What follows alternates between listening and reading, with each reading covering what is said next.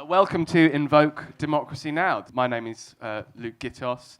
I'm one of the founder members of Invoke Democracy Now! So the project really came about because in the weeks following the EU referendum, a group of us suddenly became very concerned with the way in which this vote was being talked about.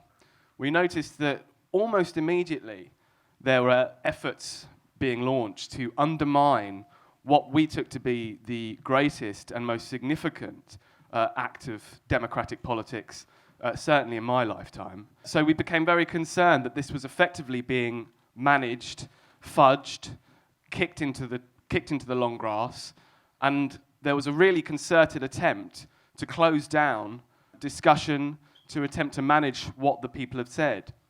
So we found this very worrying, and we saw that there was a real opening for some organisation that would stand up for the content of the vote, to say that, look, whether you voted Leave or Remain, the stakes here are incredibly high for a principle, and that principle is that we, the people, should be able to guide what happens in our democratic lives. And I think what's at risk here is that if we fudge this, if this gets ignored, kicked into the long grass, declared as some racist, xenophobic moment of madness, we will have lost the chance to define our democratic futures. And that, Invoke Democracy Now! Brought us together to talk about one question, and that is, in light of the referendum, what do we do? Now, there's all sorts of answers to that question, and we don't have one answer.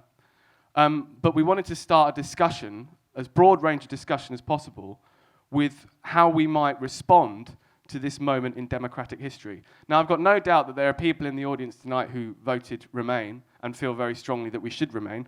There are people on this panel who voted Remain as well. But one thing that these people have in common, and I think it could be one of the only things, is that they are seeking now to defend the integrity of this vote. And we see this as one of the key political challenges of our time. So we're really excited to have the fantastic panel we've got, and I'm sure they're going to have a lot of really great stuff to say.